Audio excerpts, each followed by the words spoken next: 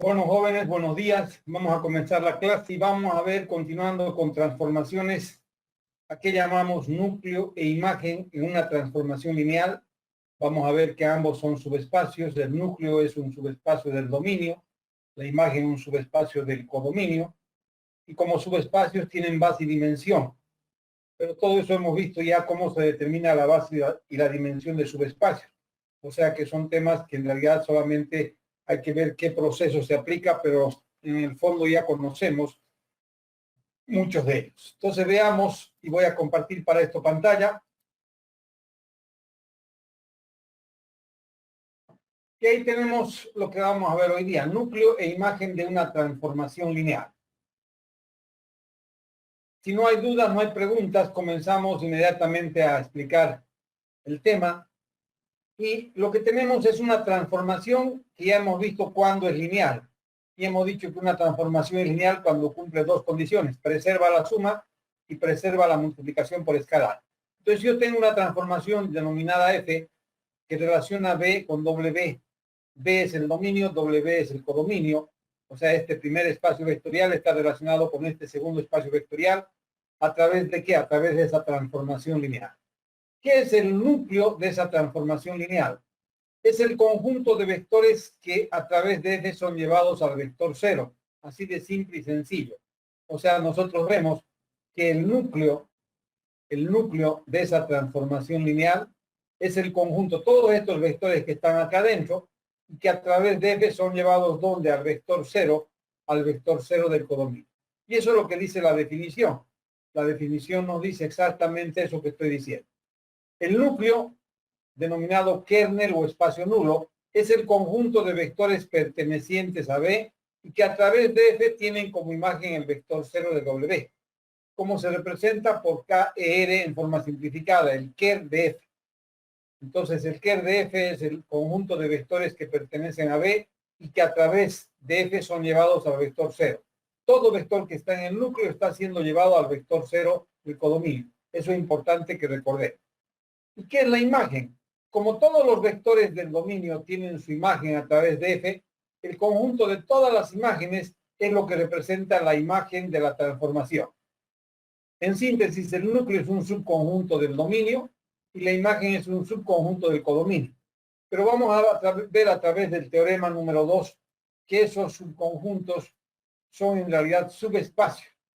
Y decimos que si yo tengo una transformación lineal de B sobre W, entonces el núcleo es un subespacio de B y la imagen es un subespacio de W. Entonces, si estoy hablando de dos subespacios, puedo hablar de una base y dimensión de estos subespacios. Y eso es lo que vamos a ver nosotros a continuación. Cómo se determina la base y la dimensión de esos dos subespacios, del núcleo y de la imagen de la transformación. Vamos a verlo a través de ejemplos. Y comencemos con este primer ejemplo, donde tenemos, fíjense, una transformación lineal que está relacionando a las matrices de 2 por 2 con R2. ¿Y cómo la relaciona a las matrices de 2 por 2 con R2?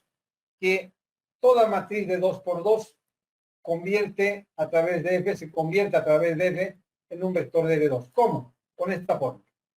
O sea, si yo le aplico a la matriz de 2 por 2 esta fórmula, la transformo en un vector de R2. Eso es lo que hace una transformación. Por ejemplo, si yo les pido a ustedes, y voy a ir nombrando a alguno para que vaya haciendo lo que les pido. En este caso, por favor. A ver, Kevin, quiero que me encuentre la imagen de este vector al aplicarle F. O sea, voy a colocar acá. Quiero que me encuentre.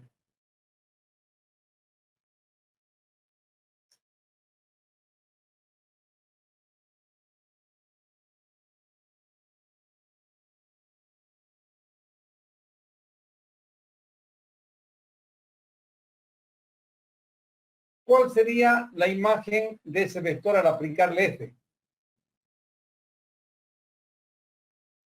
Kevin. Nosotros nos ponemos a pensar. Yo tengo una fórmula que al aplicarle esa fórmula a una matriz de 2 por 2, la transforma en un vector de R2. ¿Qué me dice la fórmula? Si usted me acompaña. me dice que F aplicado sobre esta matriz de 2 por 2 va a ser convertido en un vector de L2. ¿Cómo? Sumando A más B, la primera componente, y sumando B más C, la segunda componente. Entonces, si usted aplica eso sobre esta matriz, ¿cuál sería la imagen de esa matriz?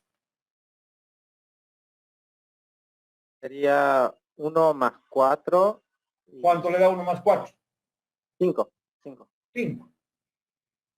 Y 5 también. Y 5 también. O sea, si se fija, si pensamos un poquito y nos esforzamos, no hay decir no sé. O sea, solamente analizar y ver que es lo que estamos haciendo. Si yo, por ejemplo, les pido a otro, y voy a pedir en este caso a Michael, ¿cuál es la imagen de este vector?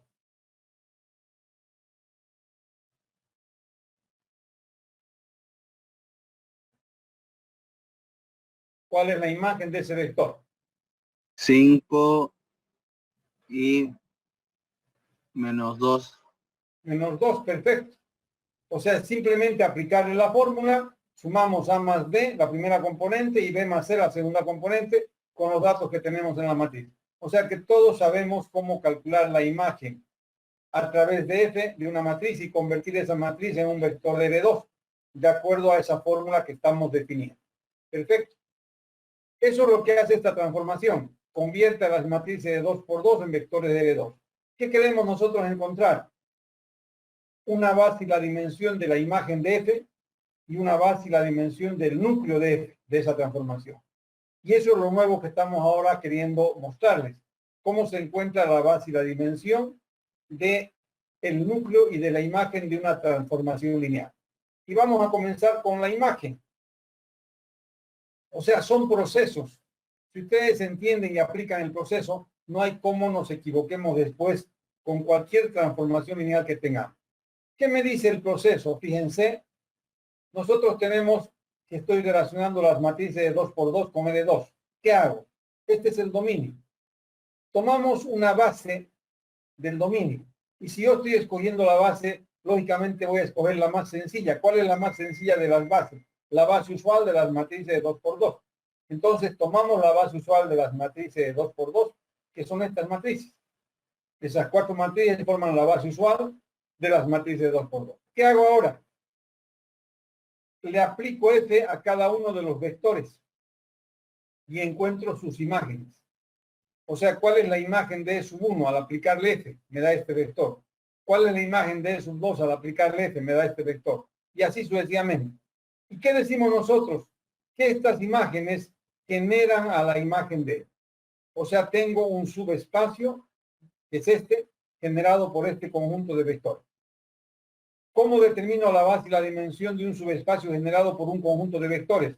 Si los vectores son pertenecientes a Rn, colocamos en una matriz, como en este caso, llevamos a la forma escalonada y las filas no nulas van a ser la base de ese subespacio.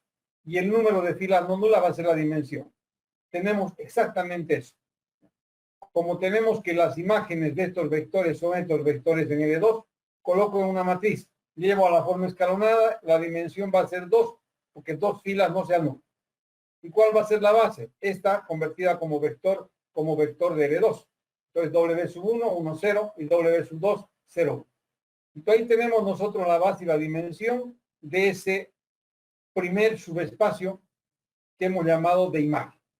Hasta ahí pregunto yo, ¿alguna duda? Todos los procesos que nosotros, os digo, para todos los ejercicios que estemos queriendo encontrar la base y la dimensión de la imagen, debemos hacer eso. ¿Qué es lo que hemos hecho?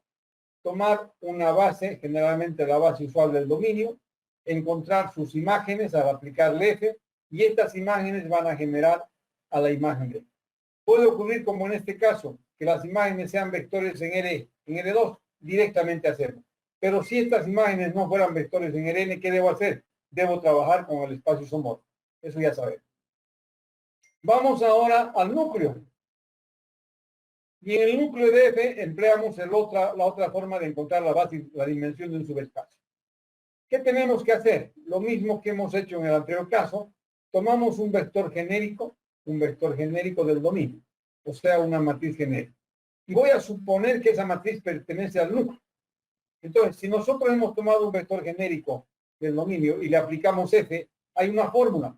Y la fórmula me dice que al aplicarle f sobre este vector va a ser x más t, y más z.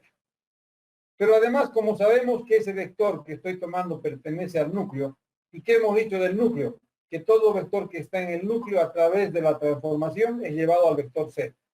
Entonces yo tengo que esto va a ser igual a esto, comparando. Esto, al aplicarle f, me da por fórmula esto. Y como decimos que este vector pertenece al núcleo, su imagen va a ser el vector 0. Y de esa igualdad surge este sistema, que es un sistema homogéneo. El espacio solución de este sistema homogéneo es el núcleo. ¿Cómo encuentro la base y la dimensión del espacio solución? Eso ya hemos visto. Colocamos la matriz, llevamos a la forma escalonada, determinamos cuánto vale n, cuánto vale e. La dimensión del espacio solución, en este caso directamente la dimensión del núcleo, va a ser n menos e, que es el número de variables libres. 4 menos 2 me da 2 variables libres. ¿Cuáles son más libres? Z y t. ¿Y qué hago ahora? Sobre esas variables libres, para encontrar la base, aplico el criterio de base usual. Todo eso es materialista. Entonces le aplicamos el criterio de base usual. A Z le damos 1 y a T le damos 0. Y con esos valores calculamos cuánto vale X y cuánto vale Y. Luego, a Z le damos 0 y a T le damos 1, porque son las variables libres. Y con esos valores calculamos cuánto vale X y cuánto vale Y. Ordenamos esos valores que hemos encontrado, que son los elementos de esta primera matriz, del primer vector de la base. X, Y, Z, T.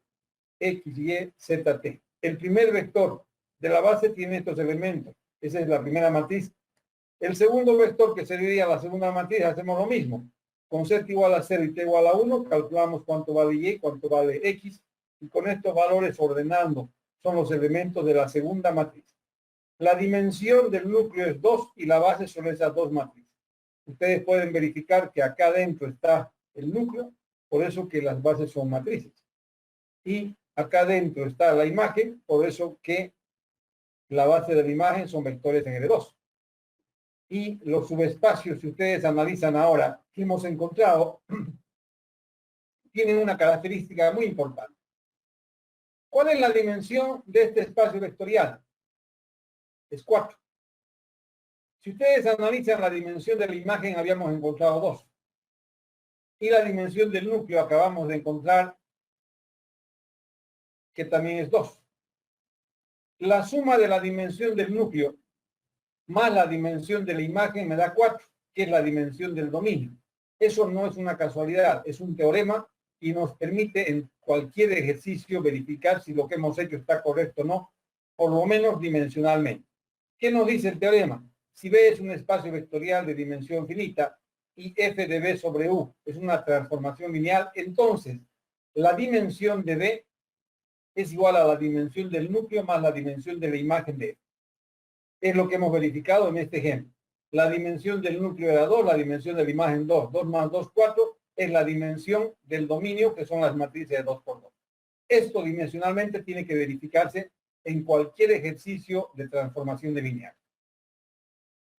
Si no hay preguntas, no hay dudas, pasamos a hacer el siguiente ejemplo, que también va a ser un ejemplo de lo mismo. Encontrar la base y la dimensión del núcleo y de la imagen de una transformación lineal.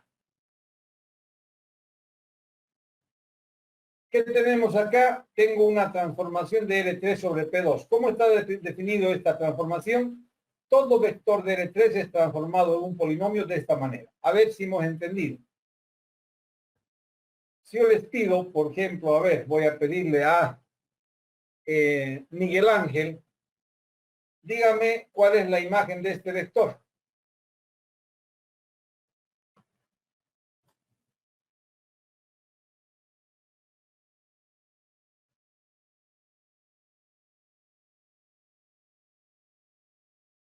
¿Cuál es la imagen de ese vector al aplicarle?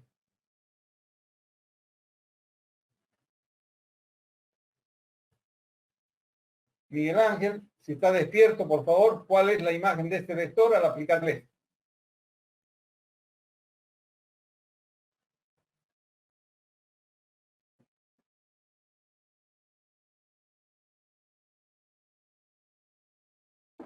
No lo sé, ingeniero.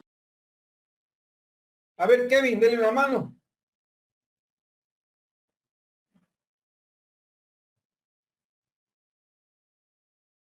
A ver, Miguel Ángel, por favor, acompáñeme. Pero no me diga no sé así sin pensar siquiera ni esforzarse. Yo tengo acá la fórmula. Aquí está la fórmula. Me dicen que f aplicado sobre un vector de R3, ahí está el vector de R3 ABC, es igual a más b. No puedo sumar a más b, no puedo sumar a más b y poner un resultado acá. Más b menos c multiplicado por x. No puedo hacer b menos c multiplicado por x. Más a más c multiplicado por x2. O sea, solamente aplicar esa fórmula en este vector que tenemos, que es el vector 1, 2, 3, y encontrar estos valores. Creo que no es tan difícil. A ver, por favor, Miguel Ángel, vamos juntos, a ver, ¿cuánto sería? Fíjense, A vale 1, B vale 2, C vale 3. ¿Cuánto me da A más B?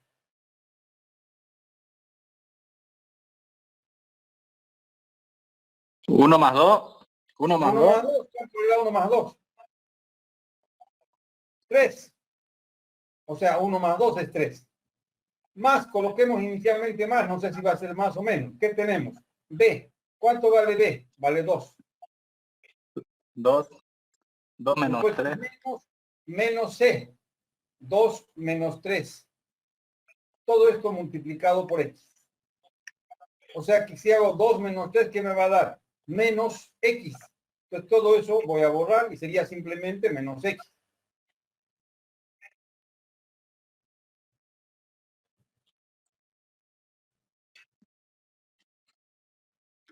Menos X. Y finalmente A más C, ¿cuánto le da A más C? A vale 1, C vale 3. 1 más 3, 4. 4X al cuadrado. Más 4X al cuadrado. O sea que veamos que no es nada del otro mundo. Encontrar la imagen de este vector aplicando esa fórmula es solamente reemplazar ahí los valores de ABC que nosotros tenemos. O sea, no tienen por qué decir no sé.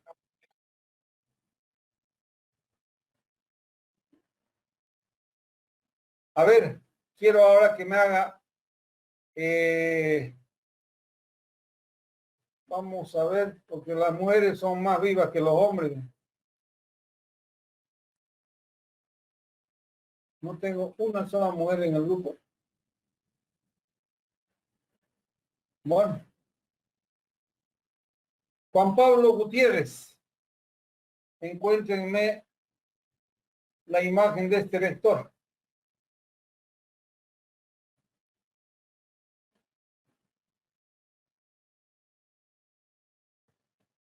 ¿Cuál es la imagen de 2, 4, 8?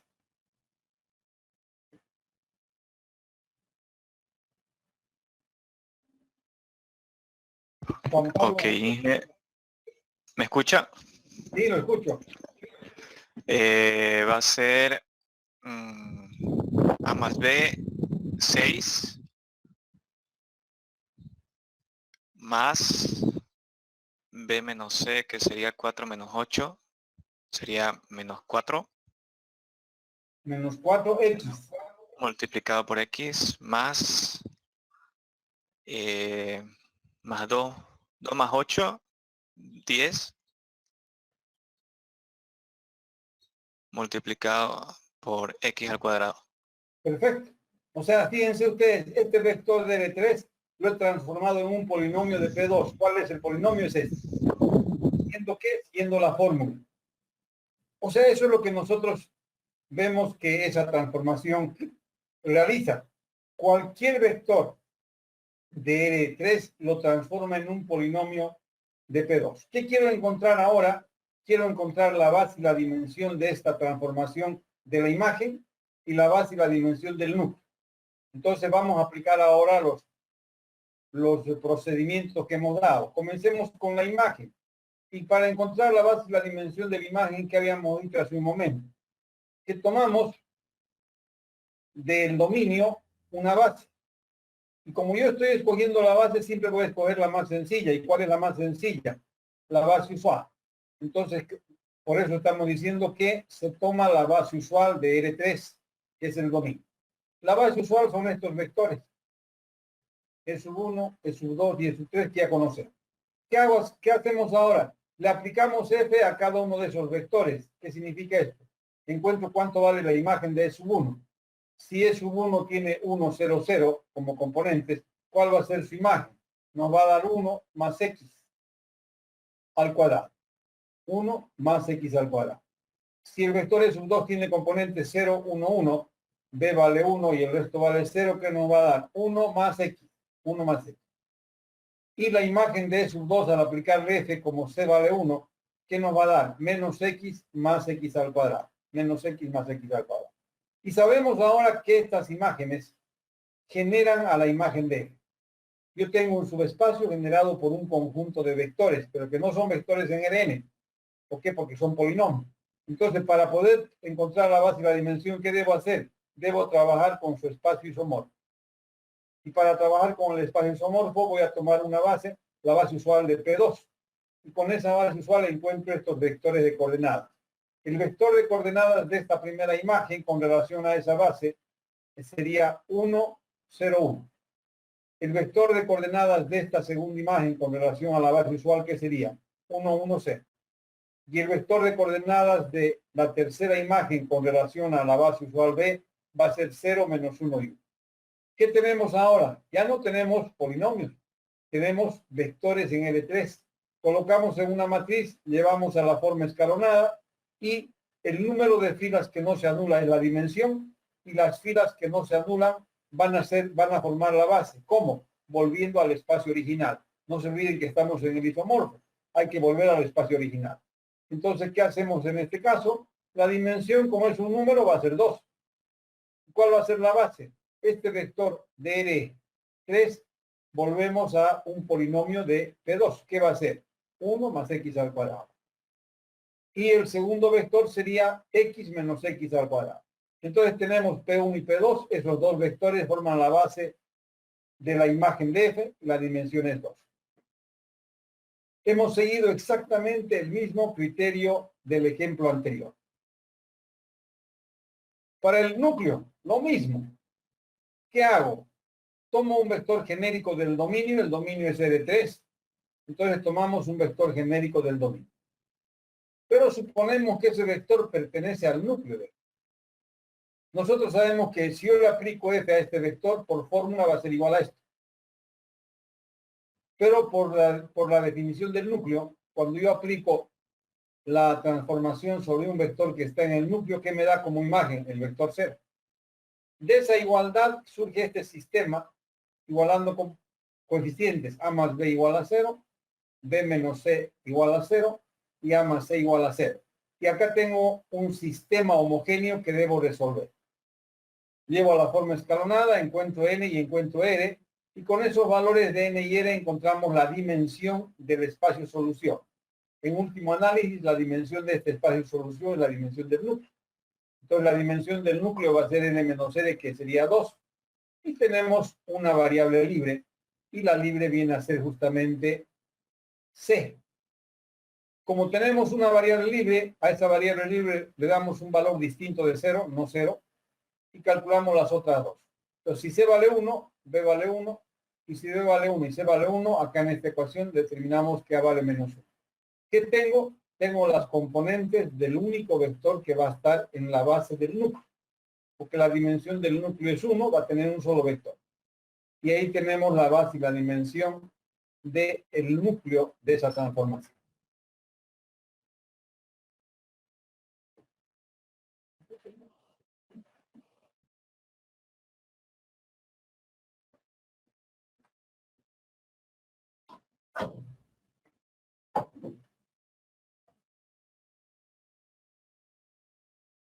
Voy a simplemente recorrer un poco esto.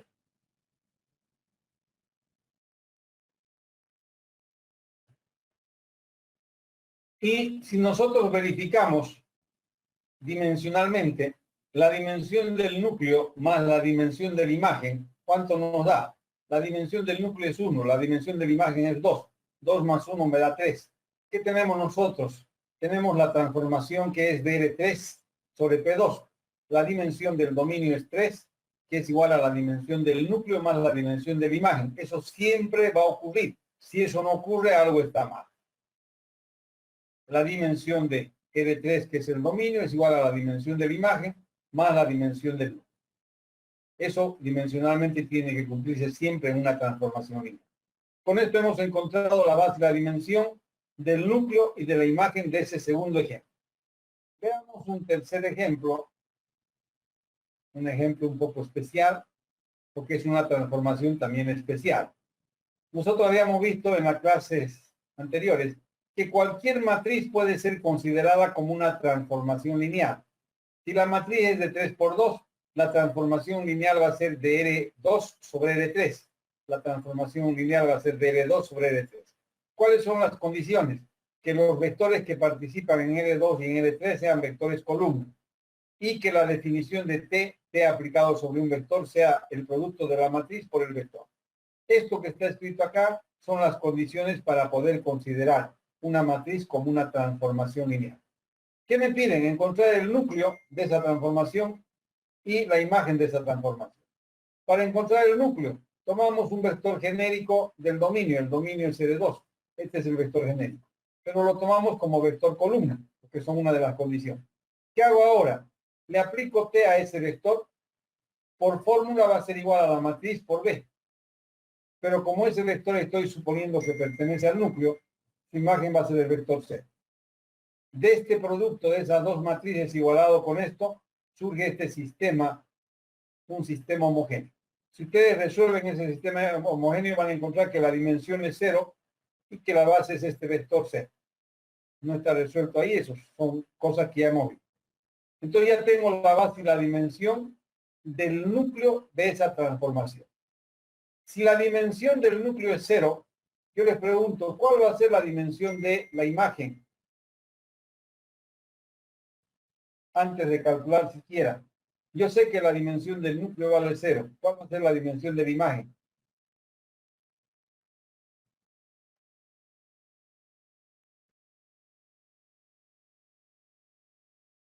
Acabamos de ver un teorema que me dice que la dimensión del dominio tiene que ser igual a la dimensión del núcleo más la dimensión de la imagen.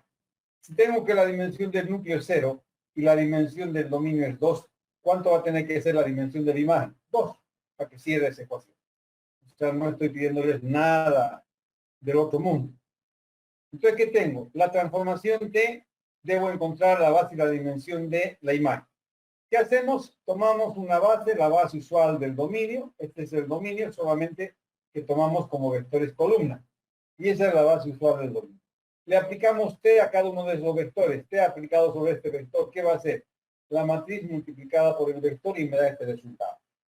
Y T aplicado sobre este vector va a ser la matriz multiplicado por ese vector. Matricialmente me da este resultado. Esos dos vectores generan a la imagen. Como son vectores en R3, solo que están como vectores columna, los coloco como vectores fila, llevo a la forma escalonada, no se anula ninguna fila. Los vectores son linealmente independientes y sabemos que esos dos forman la base de la imagen. La dimensión va a ser igual a 2 y este vector colocado como vector columna y este otro colocado como vector columna van a ser la base de la imagen de T. Nuevamente verificamos que esto se cumple. La dimensión del dominio es igual a la dimensión del núcleo más la dimensión de la imagen. Y de esa manera hemos encontrado para ese ejemplo la base y la dimensión tanto del núcleo como de la imagen. Lo que viene a seguir son algunos conceptos nuevos que es bueno que los entendamos. Algunos no vamos a utilizar en la parte práctica, pero sí es bueno entender y entender qué estamos diciendo. Hablamos de una transformación singular y de una no singular. Fíjense, una transformación se dice singular si la dimensión del núcleo es diferente de 0. Y será no singular si la dimensión del núcleo es igual a 0. Un poquito hacemos analogía con lo que ustedes deben recordar. Una matriz no singular es la que tiene inversa. Y cuando es no singular, el determinante de la matriz, ¿qué tiene que ocurrir?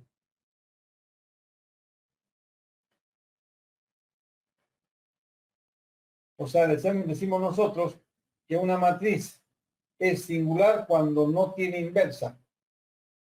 Y cuando no tiene inversa, su determinante vale 0. En este caso no tiene nada que ver, ¿sí? No, olvídense. Nosotros estamos diciendo que una transformación es singular cuando la dimensión del núcleo es diferente de 0. y decimos que la transformación es no singular si la dimensión del núcleo es igual a 0. Eso nos permite definir. Si nosotros tenemos que la dimensión del núcleo es igual a 0, ¿qué significa? Que el único vector que está en el núcleo es el vector 0. Y no hay otro vector. Por eso que la dimensión del núcleo es igual a 0. Porque solamente hay un solo vector. ¿Y cuál es el vector 0 que está siendo llevado al vector 0? Entonces yo puedo afirmar que una transformación lineal f de b sobre u es un isomorfismo si y solamente si es no singular. ¿Qué significa isomorfismo? Que para todo vector que pertenece a este espacio debe existir un único vector en el otro espacio. Yo no puedo tener dos vectores distintos con la misma imagen. Ya no sería un isomorfismo. El isomorfismo me dice que todos los vectores de este espacio tienen que tener su imagen al otro lado, pero en forma única. Eso va a ocurrir cuando la transformación sea no singular, es decir, que la dimensión del núcleo tiene que ser igual a 0. Tenemos además algunas operaciones complementarias con transformaciones. ¿Y cuáles son esas operaciones? Lo mismo que en el caso de los espacios vectoriales hemos visto. La suma y la multiplicación por escalar. Si yo sumo dos transformaciones lineales, obtengo una transformación lineal también de b sobre u. Si f es de b sobre u y g es de b sobre u, la suma de estas dos va a ser una transformación lineal de b sobre u. ¿Cómo va a estar definida? Que si yo le aplico a este vector esta transformación suma, va a ser igual a la suma de sus imágenes para todo vector b que pertenece a b. Y si yo multiplico una transformación por un escalar, también va a ser una transformación de b sobre u. ¿Y cómo encuentro su imagen? Simplemente k por f aplicado sobre b va a ser k veces f de b para todo vector que pertenece a b. Estas dos operaciones, la suma y la multiplicación por escalar, me permiten definir este teorema. Y me dicen que el conjunto de transformaciones lineales de b sobre u con estas dos operaciones forma un espacio vectorial. El espacio vectorial de las matrices, en este caso de las transformaciones lineales de b sobre u. Si la dimensión de b es igual a m y la dimensión de u es igual a n, la dimensión de ese espacio vectorial va a ser m por n. ¿Cómo se denomina ese espacio vectorial? De esta manera, HOM de b sobre u. HOM de b sobre u. Es el espacio vectorial de todas las transformaciones lineales que relacionan b con u. Sigamos. Dentro de las operaciones con transformaciones tenemos lo que se llama el producto o composición de dos transformaciones. Yo tengo una transformación que relaciona b con u y tengo una transformación que relaciona u con w. La composición de estas dos va a existir y va a ser una transformación que relaciona b con w. ¿Y cómo está definida? A través de esta forma. Eso hemos definido y hemos visto. Ustedes conocen esa definición en las funciones de cálculo. ¿Qué propiedades tiene esa composición? Esta de acá. Son fáciles de observar y no vamos a entrar en mucho detalle porque no estamos haciendo ningún ejercicio sobre eso. Vamos adelante y vamos a hablar de unas transformaciones lineales muy, muy importantes que son los operadores. ¿Cuándo una transformación lineal se denomina operador? Dice, una transformación lineal cuyo dominio y codominio es el mismo espacio vectorial B se denomina operador. O sea que en estas transformaciones el dominio y el codominio es el mismo. Y a eso llamamos nosotros de operadores lineales. ¿Qué ocurre con los operadores? Todo lo que hemos dicho para transformaciones se cumple para los operadores. Pero además, para el caso de los operadores tenemos algunas operaciones que son propias y solamente se definen para los operadores.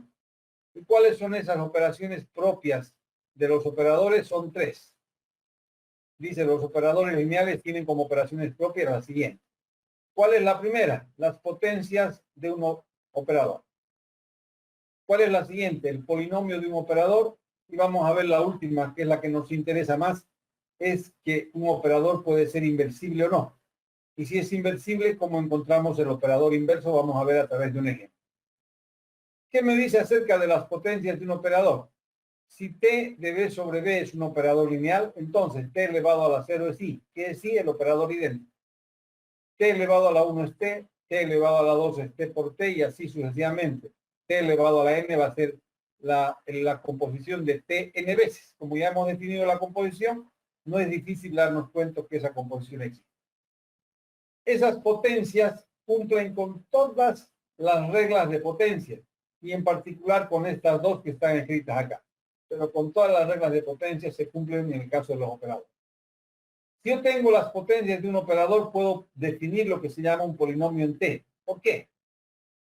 Porque nosotros si analizamos qué es el polinomio en T, es simplemente sobre un polinomio P de X que pertenece a P de N, o sea, un polinomio P de X de grado menor o igual que N, si yo lo escribo en forma ascendente es este.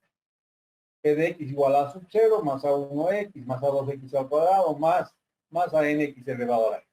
Si yo sustituyo ahora X por T, tendríamos que P de T es lo que denominamos el polinomio en T.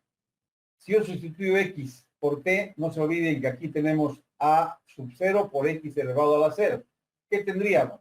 A sub 0 por T elevado a la 0. Más A1X más A2T2 más A2T. O sea, ¿qué hemos hecho? Hemos reemplazado X por el operador T. Y tenemos el P de T, ya no el P de X. Y T elevado a la 0 es la identidad, hemos visto en potencias, y la identidad aplicada sobre un vector cualquiera es el propio vector. O sea que si yo aplico este polinomio, ese polinomio en T, si yo lo aplico sobre, si nosotros aplicamos ese polinomio en T sobre un vector cualquiera, B, ¿qué me va a dar? Voy a tener que P de T aplicado sobre B va a ser todo esto, todo eso aplicado sobre B. Pero si nosotros aplicamos todo eso sobre B y aplicamos la condición de linealidad, sería este primer operador aplicado por B. A sub 0 I aplicado por B. ¿Y esto a qué es igual? A sub 0 por I de B. ¿Y qué es I de B? El propio vector B. O sea que ese primer término directamente es A sub 0 por B, por eso hemos colocado acá. Al aplicarle el polinomio a B, en lugar de esto hemos colocado A sub 0B, aquí está la justificativa. Y luego que tenemos A1T de B más A2T2 de B más ANTN de B. Y a esto que tenemos acá encerrado en ese rectángulo es lo que llamamos el polinomio en T. Repito, más es informativo. Vamos a ver ahora los operadores inversibles.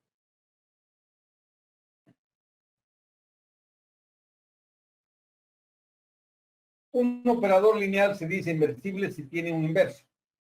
Es decir, si yo tengo el operador inverso que aplica B sobre B, ¿qué va a ocurrir cuando yo haga la composición de estos dos? De T por el inverso, o la composición del inverso por T. Me va a dar como resultado la identidad. Eso es lo que se llama un operador inversible. ¿Cuándo existe un operador inversible? Cuando la dimensión del núcleo es igual a 0. Y acá decimos en el teorema 7, un operador lineal T de B sobre B, donde B es un espacio de dimensión finita, es inversible si y solo si es no singular. ¿Y cuándo es no singular? Cuando la dimensión del núcleo es igual a 0. O sea que para ver si un operador es inversible, lo primero que tengo que calcular es su dimensión del núcleo. Si la dimensión del núcleo es igual a 0, puedo calcular el operador inverso. Si la dimensión del núcleo no es igual a 0, ahí termina, decimos que ese operador no tiene inverso. Digamos,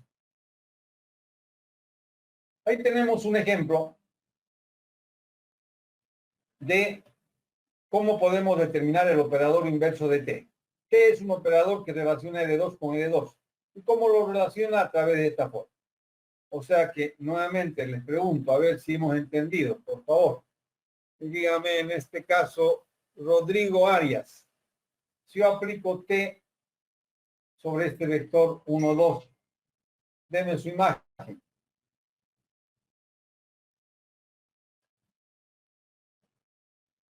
¿Cuál sería la imagen del vector 1, 2 al aplicarle t? 3 menos 1. 3, porque va a ser la suma de x más y, 1 más 2, y tenemos x menos y menos 1. Perfecto. O sea, vemos que encontrar la imagen de cualquier vector con esa fórmula es simplemente aplicar este resultado. Perfecto. Eso lo queríamos solamente para verificar que entendemos lo que hace un operador. Vamos ahora a decir lo siguiente. Nosotros por teoría sabemos que este operador es inversible si la dimensión del núcleo es igual a 0. Entonces, ¿qué es lo primero que tengo que calcular? La dimensión del núcleo. Entonces, que sea XY un vector genérico de R2 y decimos que pertenece al núcleo. Entonces, T de XY, si aplico la fórmula, sería igual a esto. Pero como estoy diciendo que pertenece al núcleo, la imagen de este vector al aplicarle T va a ser el vector 0. Igualamos componente por componente acá y tenemos este sistema homogéneo. La dimensión del espacio solución de este sistema homogéneo es 0, por lo tanto, este operador es inversible. Y eso es lo que me interesa, que la dimensión del núcleo es 0, por lo tanto, T es no singular, es decir, que es inversible. ¿Y cómo encuentro el operador inverso? Y eso podemos guiarnos fácilmente con el siguiente gráfico que nos ayuda a visualizar mejor esto que estamos diciendo. Vamos a suponer acá.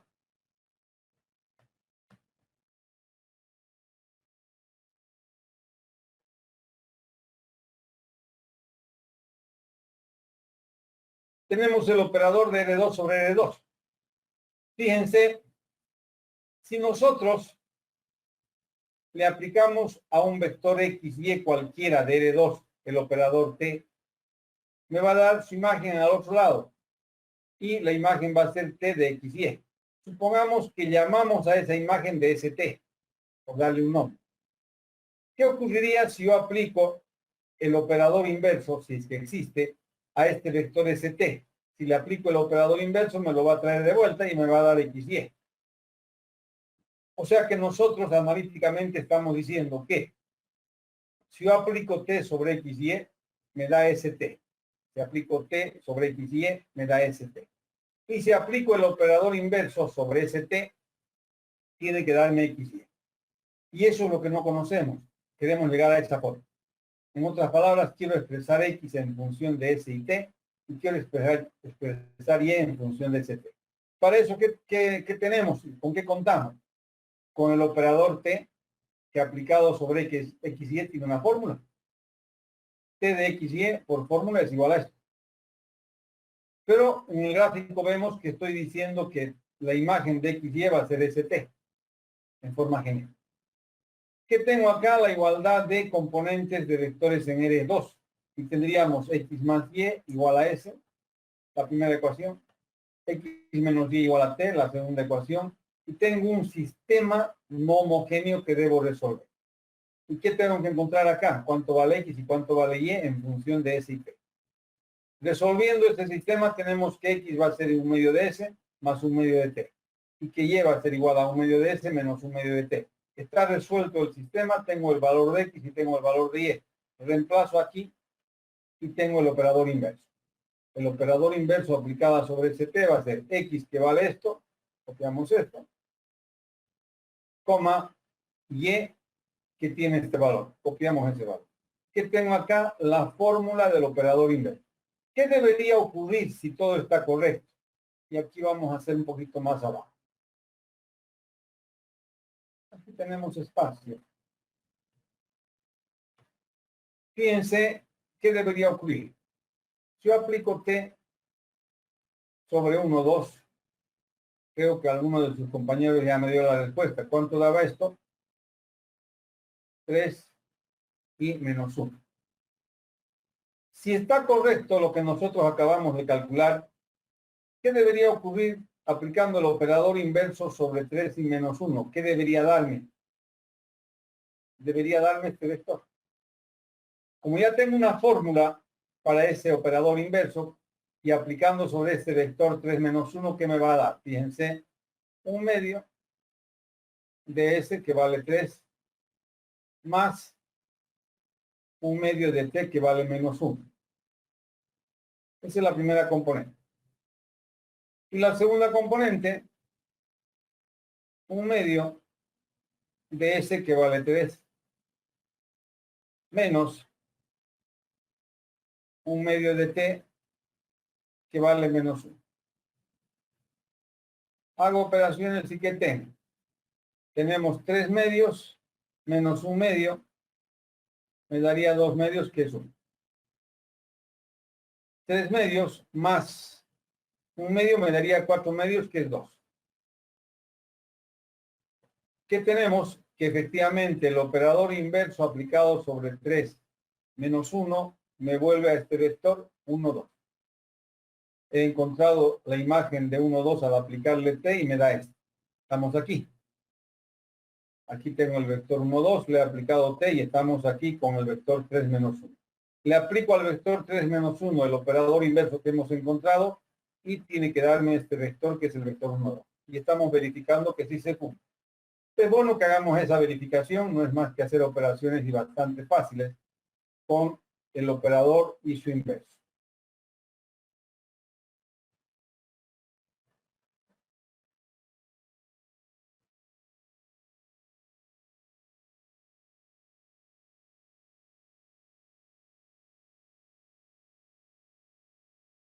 Esa es la forma de encontrar el operador inverso para un operador siempre y cuando la dimensión del núcleo sea igual a 0, es decir, que el operador sea inversivo. ¿Qué ocurriría? Y veamos otro ejemplo más para terminar. En este ejercicio tenemos un operador de L3 sobre L3 definido por esta fórmula. Me dicen determinar si T es inversible y si lo fuera de encontrar el inverso o determinar el inverso. Lo primero, T será inversible si solamente si la dimensión del núcleo de T es igual a 0. ¿Y cómo encuentro la dimensión del núcleo de T? Ya sabemos.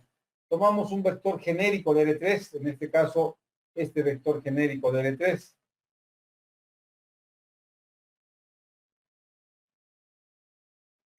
Tomamos este vector genérico de L3. ¿Y qué hacemos? Suponemos que ese vector genérico pertenece al núcleo. Entonces, si pertenece al núcleo, yo tengo que encontrar la imagen de este vector genérico al aplicarle T, que por fórmula es esto, pero también como pertenece al núcleo, la imagen de este vector que está en el núcleo va a ser C, el vector C. Y de acá yo igualo las componentes y que tengo un sistema homogéneo, 2AC igual a 0, B más C, A más B más C igual a 0 y A menos C igual a 0. Tengo este sistema homogéneo que debo ver cuál es la dimensión de su espacio solución, porque la dimensión del espacio solución va a ser la dimensión del núcleo.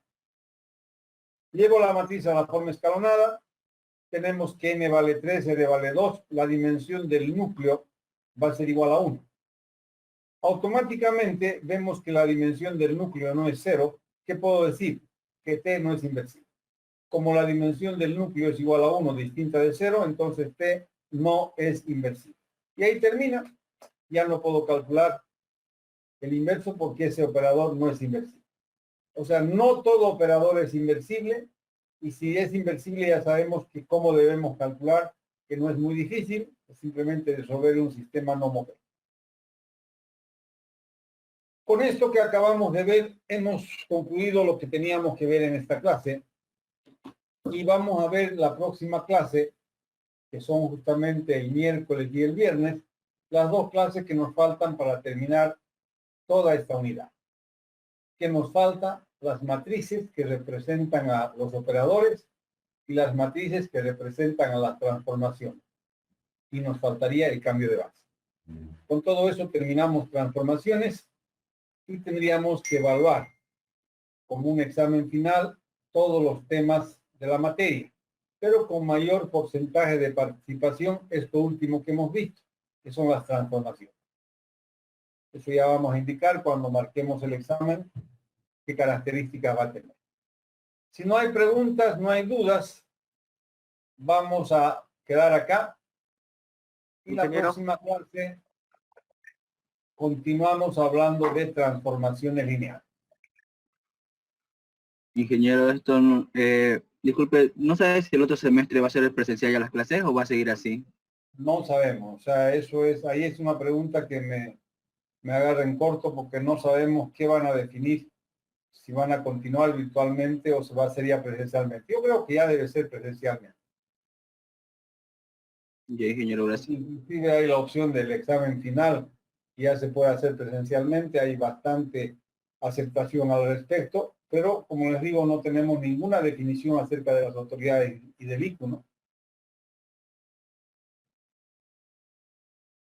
Esperemos eso a ver qué define. Bueno, jóvenes, si no hay más otra consulta, espero que estén listos para el día miércoles, por lo menos estudiando todo esto que hemos visto, y podamos ver qué es la matriz de un operador y la matriz de una transformación lineal. Y en base a eso, ver qué ocurre cuando hay cambios de base. Nos vemos el día miércoles.